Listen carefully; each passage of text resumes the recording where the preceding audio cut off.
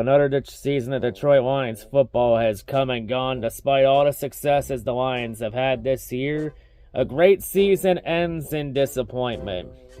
As the game against the Niners, the Lions were this close. Easily the closest the Lions have come to a championship since 1957. And they just let it slip away from their fingertips. Great season, a lot to be proud of this year, but, you know, just kind of wish that ending went a lot differently. Before we talk about what happened with the Lions and Niners game, since that'll take up most of this video, let's talk about the other Detroit teams and see how everyone else fared this week. Detroit basketball! So for this week for the Pistons, in a shocking turn of events, the Pistons had their best week of the season since the start of the season. As out of 4 games this week, the Pistons won 2 of them. First time the Pistons won 2 games in a week since the start of the year. The bad news is that none of those 2 wins came back-to-back because, the Pistons cannot win back-to-back games twice in the same season.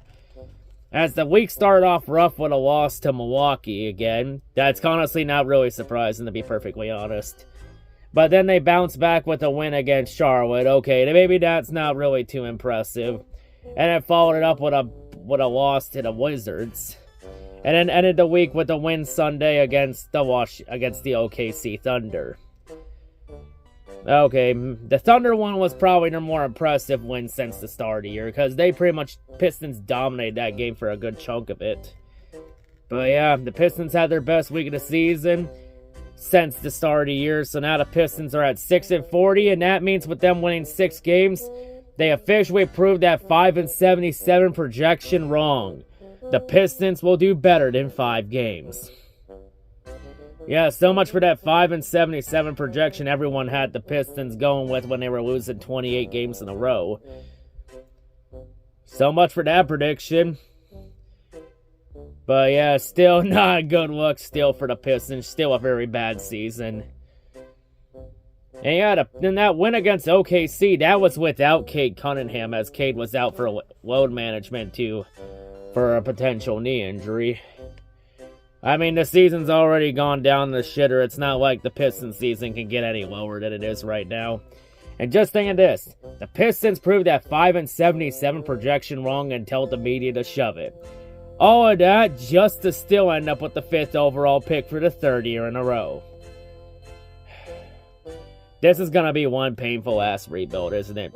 But hey, at least there was something positive to talk about with the Pistons in a season that doesn't have that many positives to talk about for the Pistons. And honestly, that's kind of copium, to be honest. Now to the Red Wings this week. The Wings continue their solid momentum so far in the 2024 portion of the season, as they had another solid week to continue their momentum so far. It started off a bit rough on Monday or Tuesday when they lost 5-4 to the Dallas Stars. Despite a late rally by the Red Wings to try and come back, cutting it down from a 5-1, 5-2 deficit to 5-4, they just could not finish the comeback in time. But I mean, the Red Wings, they did do a solid job and bounce back, had a shutout win against Philadelphia 3-0. And then they had one of their biggest and most dominant wins of the season by just completely dominating and steamrolling the Vegas Golden Knights at home on Saturday night, dominating Vegas and beating them. But that's going to be a big momentum and confidence booster for the Wings, knocking off the Stanley Cup champions in dominant fashion.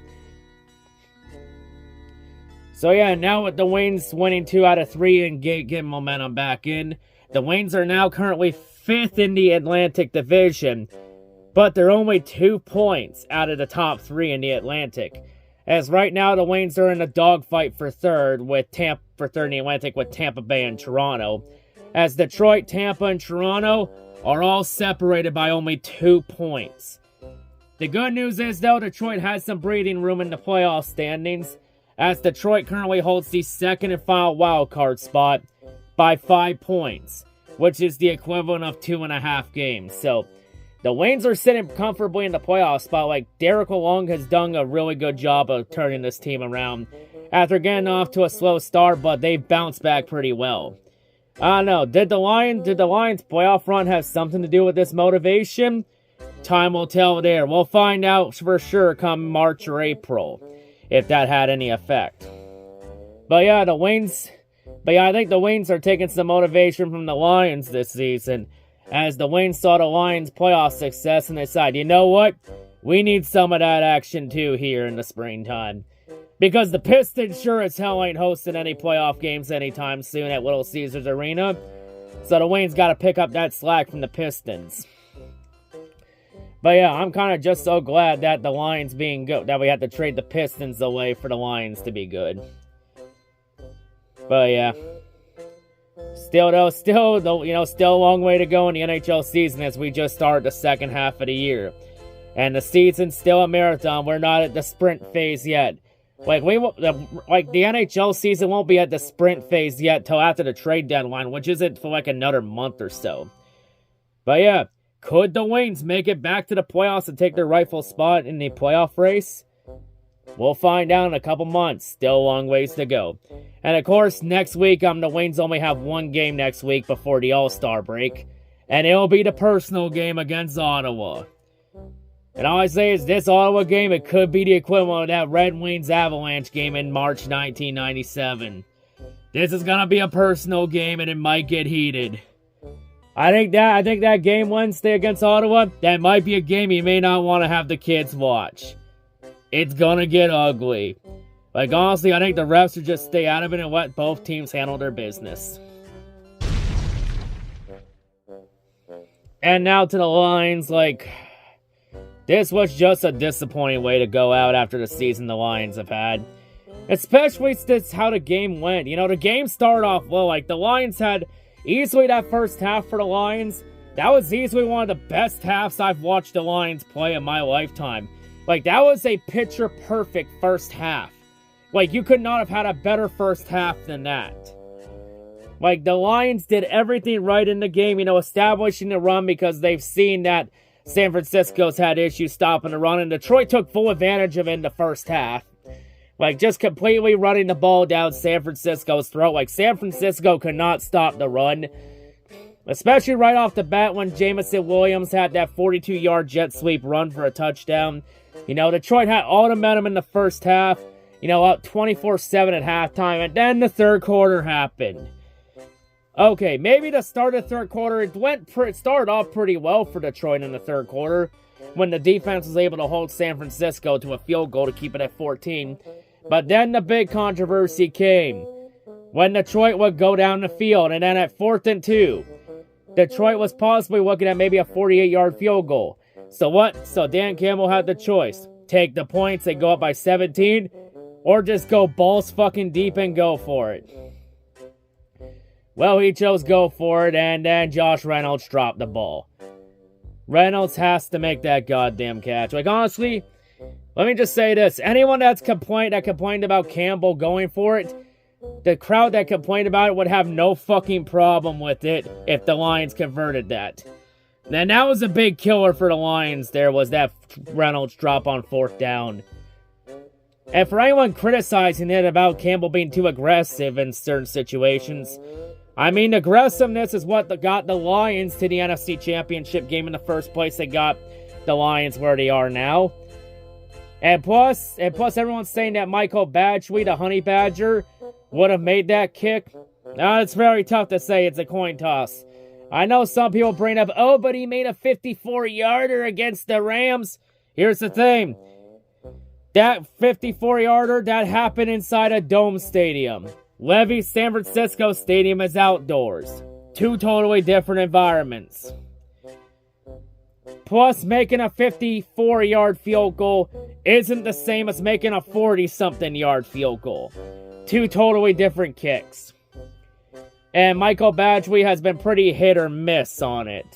Do you blame Dan Campbell for going for it when you don't have a fucking kicker, or when your kicker's the equivalent of a coin flip?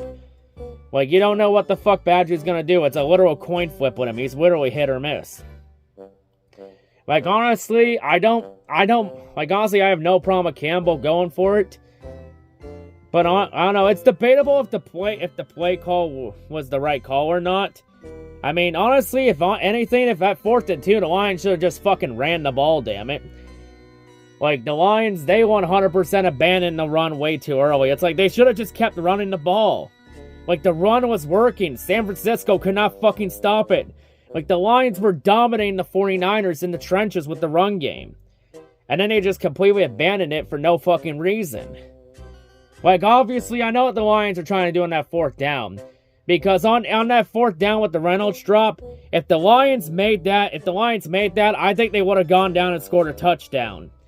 And they would have and that would have ended the game. Like, the Lions were playing to end the game right there on the spot. They were playing to end the game and end San Francisco's season right there. And in the end, it wasn't a lack of preparation. I think it was just a lack of execution from Reynolds. Like, because Reynolds, yeah, he was wide open, had no one on him. Like, Reynolds has to make that damn catch. Like, and then, if that wasn't the turning point, then the ball bouncing off Fildor's helmet right into Brandon Ayuk's hands for a 51-yard completion. That was definitely the turning point. Because, oh man, that was a brutal fucking killer, momentum killer right there for, like that. Like, after that, all the momentum went right into San Francisco's favor.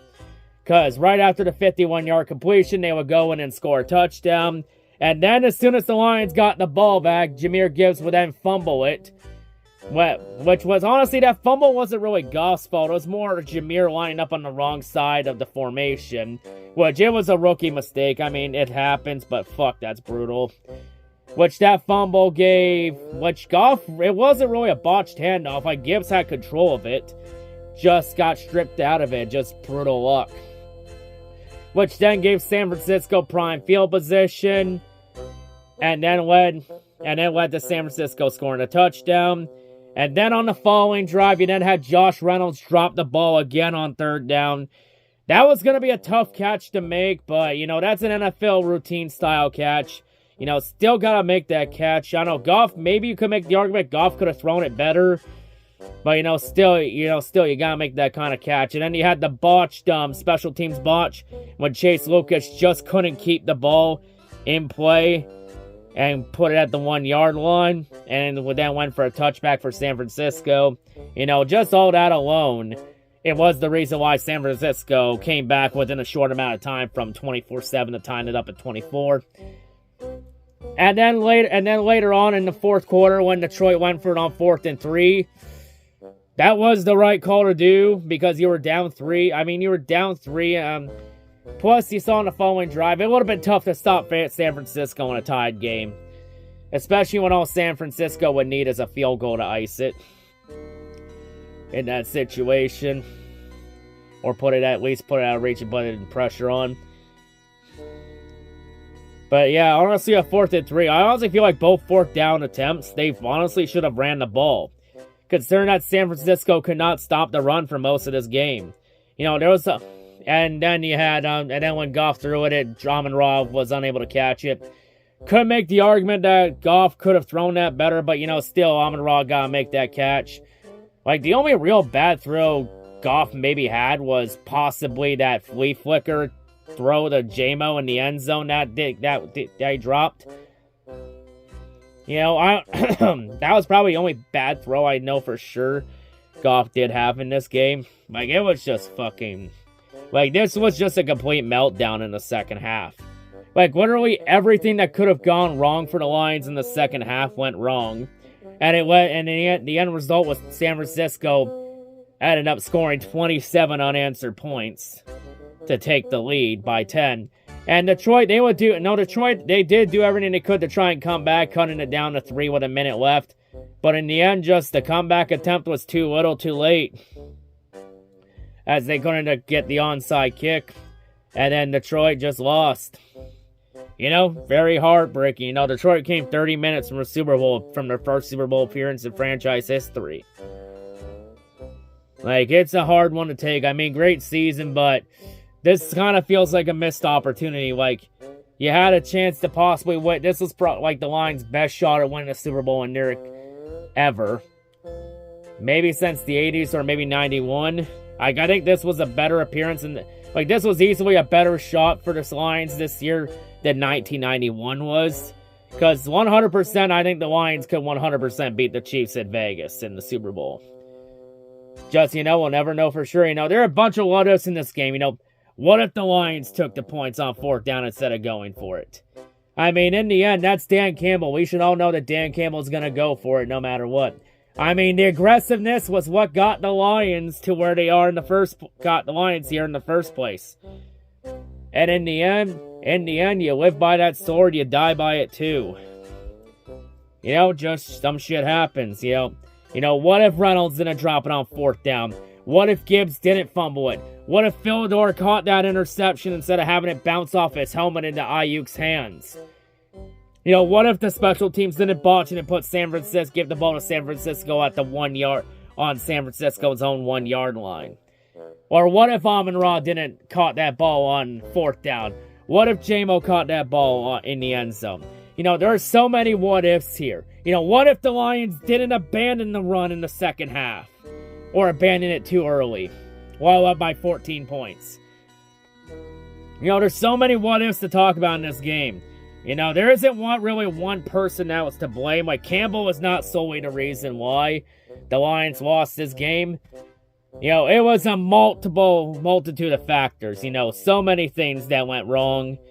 Like, Goff definitely wasn't the problem either. Goff played a very solid game nonetheless. He played a really solid game. Just in the end, despite the Lions' best efforts, just wasn't good enough to beat San Francisco. Wasn't good enough to beat the 49ers. There's a reason why the 49ers are the 1 seed and why they're in the Super Bowl. in the end of the day, I'll give my hats off to the 49ers and tip them.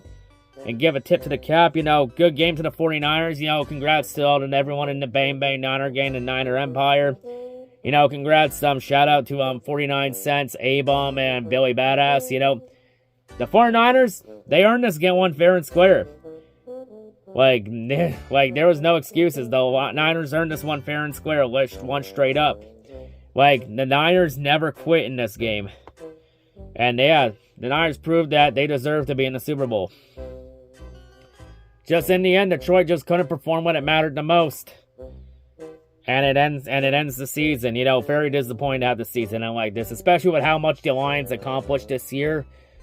It was a great season, just very disappointed how it ended. Honestly, this loss, this is a very heartbreaking loss and a tough one to swallow. This is more heartbreaking than when the 2014 wildcard lost to Dallas. At least the Dallas one, there was the excuse of, ref ball with the pass interference flag that got overturned, which could have gave the Lions prime field position a chance to ice that game, and it didn't. This one, there was really no excuse. It's inexcusable. I don't care how much better San Francisco was. It's inexcusable to give up 27 unanswered points in the second half. That's unacceptable.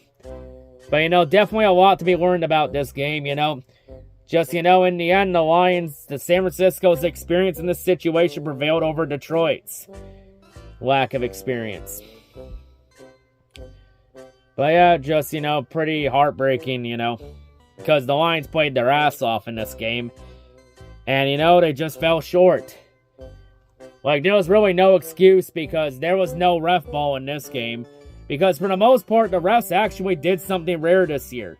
They actually called a game down the middle.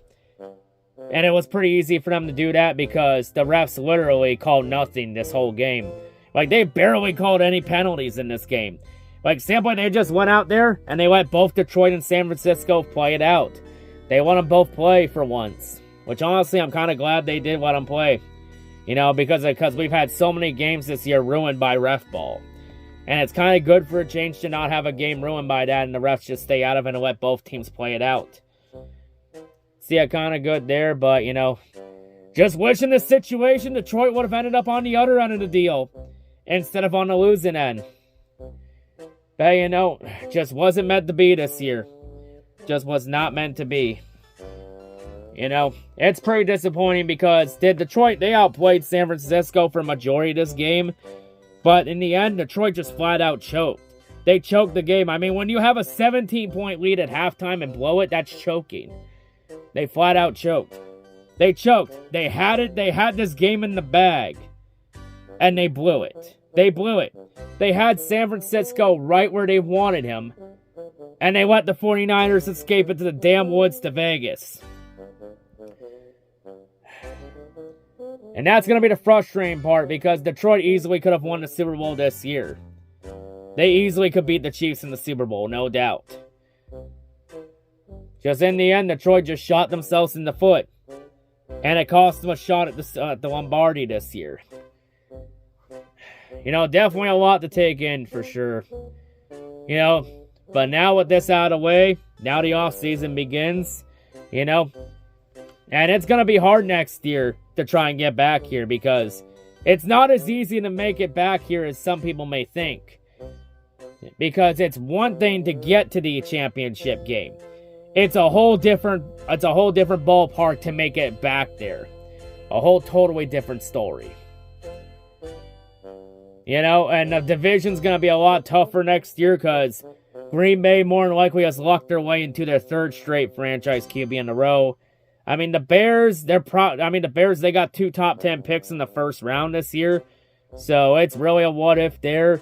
And for the Vikings, it really depends on if Kirk Cousins comes back or not. I mean, if Kurt leaves in free agency, the Vikings are screwed. But yeah, you know, not gonna be that easy next year, you know. Mainly the Lions. I think, honestly, the only team I'm concerned about in the division next year for the Lions is the Packers. Not too concerned about the Bears just yet. I mean, granted, the Bears did play well and finish the year off strong to end it. You know, they looked pretty good to end the second half of the year. So, you know, gonna be interesting though for sure next year. You know, a lot of questions in the offseason. You know, more than likely a lot of new coaches next year. Especially if Ben Johnson, he's probably gonna be gone. Because if you believe the rumors, he's more than likely taking the job in Washington. I mean, you gotta take rumors with a grain of salt, but more than likely he's taking the job in Washington. Yeah. So, yeah, honestly, I'm surprised Ben Johnson isn't going to Seattle. I thought he would have took the Seattle job. Because I think Seattle was a better opening than Washington. One, no doubt. Because Seattle already has some pieces in place to be competitive off the bat. Washington doesn't have a whole lot. As Washington's in the middle of rebuilding again. But yeah, still pretty disappointing way to go out, you know. Definitely some questions. You know, Lions got a lot of free agents. You know, hopefully they bring some key ones back. Bring some and let some just walk. One of the ones I would let walk for sure is C.J. Gardner-Johnson. Like, honestly, what the hell was C.J. Gardner-Johnson doing in this game? Like, honestly, I feel like Gardner-Johnson was just a better trash talker than football player. Because, you know, there was the reckless, unnecessary roughness on him during Malcolm Rodriguez's interception run that put the ball back further back. Like, honestly, that was fucking stupid what he did to Deebo Samuel there. Like, I understand him and Deebo have beef, but come on, man. You gotta be fucking smarter than that in that situation. Like, good God. Like, honestly, there's trash talking, and then there's being disciplined. And then when the Lions went up 21-7, he then did that wave to the crowd in the second quarter. It's like, no, that was a kiss of death. Like, honestly, I would not have done that till maybe the end of the fourth quarter. When you had the game in tow and you're about to kneel and run the clock out. But yeah, just C.J. Gardner-Johnson was so fucking undisciplined. There was also a missed tackle he had there too. And him also getting stiff-armed by Christian McCaffrey into the shadow realm. Like, honestly, just how much C.J. Gardner-Johnson was undisciplined, that alone is enough to make him low cow of the week for this week. Because that was completely fucking stupid what C.J. Gardner-Johnson was doing. Like, just so fucking undisciplined. Like, there's a reason why he's more likely going to be on it. There's more likely a reason why next year he'll be on his fourth team in 5 years. But yeah, you know, a lot of questions for sure. You know, a couple key pieces like Penei Sewell and Amon-Ra and all them. They're all going to be due their first big boy paydays coming up. And of course, there's going to be the question about should Jared Goff be extended or not. I think Goff should be extended. Because, you know, the expectation was, you know, win a division and win one playoff game, in which Goff did both. Not only that, he won 2 playoff games. Like, Jared Goff's one of the main reasons why the Lions were able to compete in nearly every game this year outside of the Baltimore game.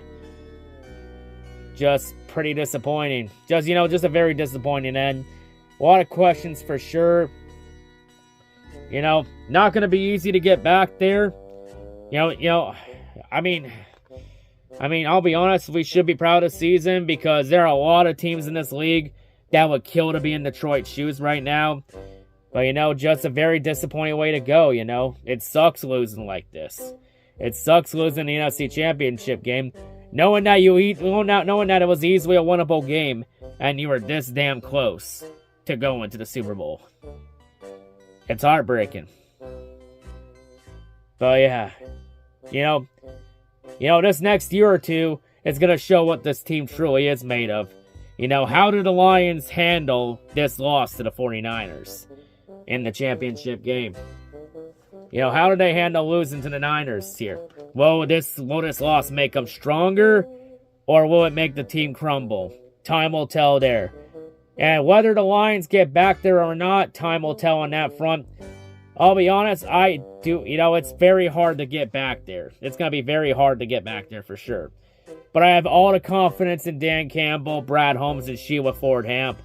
I have the confidence that they're going to address this team in the offseason, and they're going to make it, and they're going to do everything they can to make sure the Lions get back there and finish the job next time.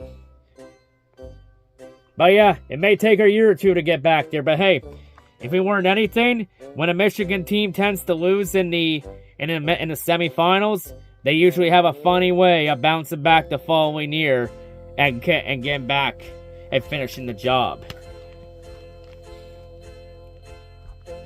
So yeah, hopefully when the Lions get back there, they finish the job next time. You know, it's definitely a learning experience. You know, this will 100% help the Lions next time in finishing the job this time and finishing games. Because as that old saying goes, in order to win one, you gotta lose one first. And this one's gonna sting.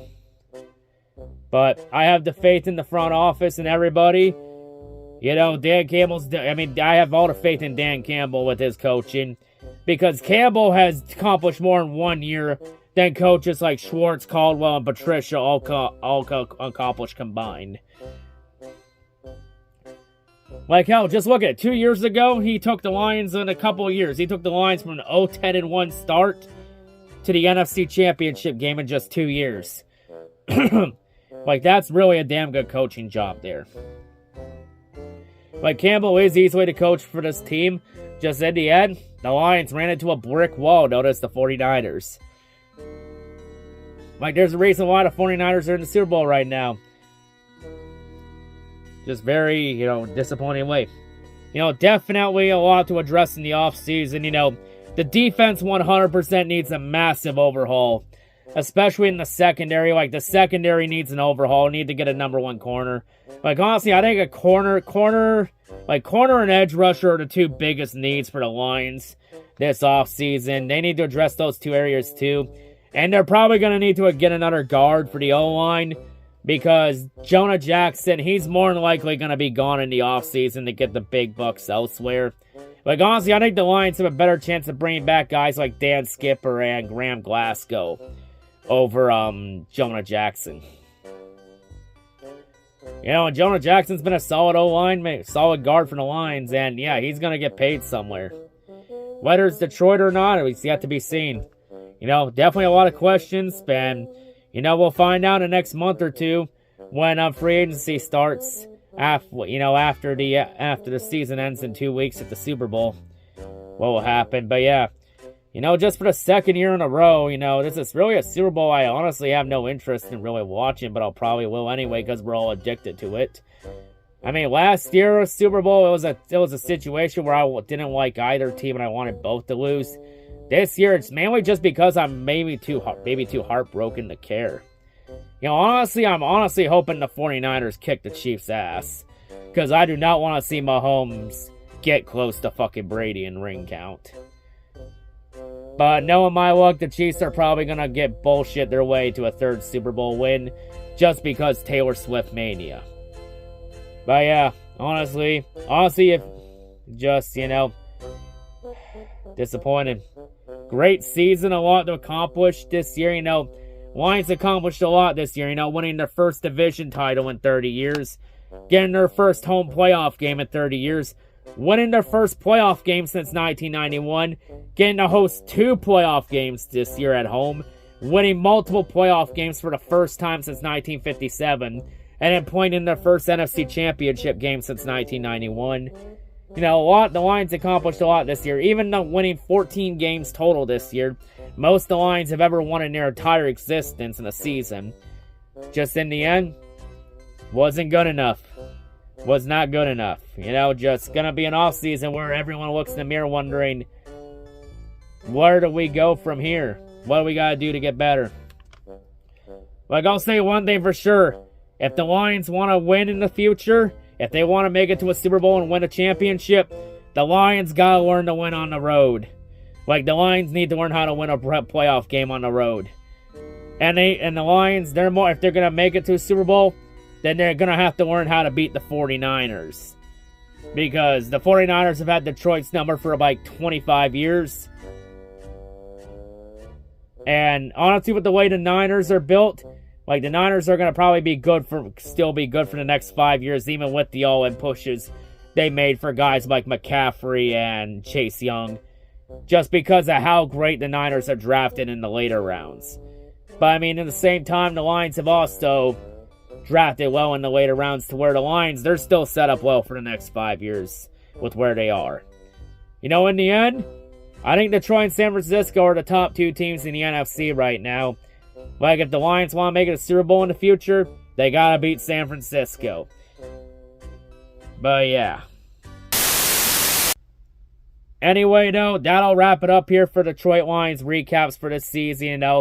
Before I wrap this up, I do want to thank everybody for your support this season. I honestly don't care really about sub counts because I'm not an egotistic control freak. Honestly, if people want to like, comment, and subscribe to my videos, my channel, they'll do it on their own, more on their own fucking free will.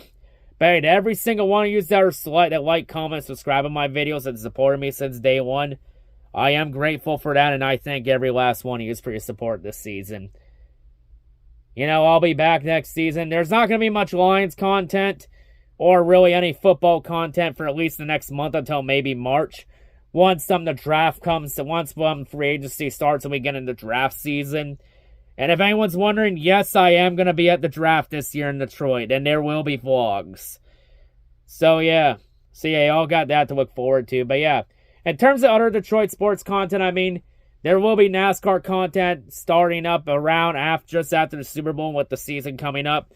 And of course, there will be Detroit sports recaps for the Red Wings and Pistons. And of course, the Tigers, since spring training starts in February, at the end of February. So yeah. But hey, as much as the Lions playoff loss stings, I have a feeling this year that the Lions, I feel like the Lions won't be the only Detroit team to be in the playoffs this year. Just got a gut feeling that another Detroit team is coming into the playoffs to take their rightful place in the playoffs. And their rightful place on top of the NHL landscape. But yeah, great season, just pretty disappointing end. But yeah, thank you to everyone for your support. And I'm out. Man, regardless of what happens, as heartbroken as I am, nothing will ever beat my love for the Lions and Detroit. Nothing will ever beat that. It's still always one pride, all grit. And as always, go Lions.